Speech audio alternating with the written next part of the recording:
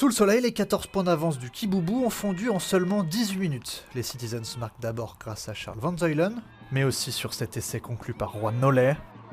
En face, le Kiboubou est dépassé. Les 3 points inscrits au pied par Gaëtan Vérossel seront les derniers. De rien, comme c'est le match de coupe, il partait avec 14 points d'avance, il fallait être très prudent là-dessus.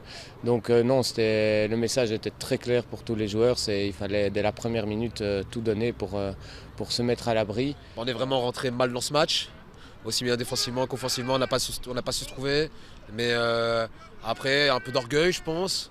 Le fait d'avoir pris une belle pilule, donc les dernières minutes, on s'est tous regardé dans le blanc des yeux, on s'est dit il fallait plaquer, quoi, c'est tout. Il n'y a pas de secret au rugby. Jusque-là, les Auderghemois vont appuyer sur le clou, avec 4 essais à la clé en 22 minutes. À la pause, l'écart est de 26 points, 50-24. On a tendance un peu à parfois se mettre au niveau de l'adversaire, et je ne veux pas du tout manquer de respect au Kiboubou quand je dis ça, et donc de ne pas développer notre jeu comme on devrait. Et aujourd'hui on était très contents parce que justement c'était ce sur quoi on avait vraiment insisté au niveau de l'attitude, de les respecter, de respecter le travail qu'on a fait durant la semaine pour vraiment mettre en place notre jeu.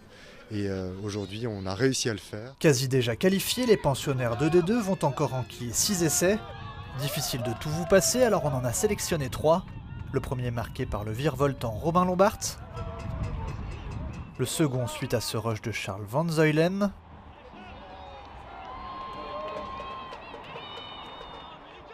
Le troisième signé par le jeune joueur prometteur Luca Bolens. 90-24, le score est lourd pour l'équipe bruxelloise de D4 qui vise un top 3 cette saison. Je pense qu'on a l'équipe pour le faire, on a les joueurs pour le faire, on a pas mal de blessés pour l'instant puisqu'on vient de 6 semaines de match.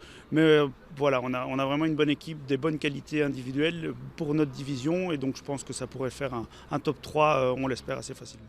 Du côté de Darghem, la défaite à Anderlecht a au moins eu le mérite de remettre les pendules à l'heure. Les Citizens viennent d'enchaîner 4 victoires et se prennent à rêver d'une montée et d'un parcours en coupe. On va rencontrer des équipes de plus en plus fortes, donc ou avec en tout cas de plus en plus d'expérience. Donc c'est toujours un plaisir et qui sait, on espère aller au bout. Et pourquoi pas assister en quart à la folie d'un autre derby.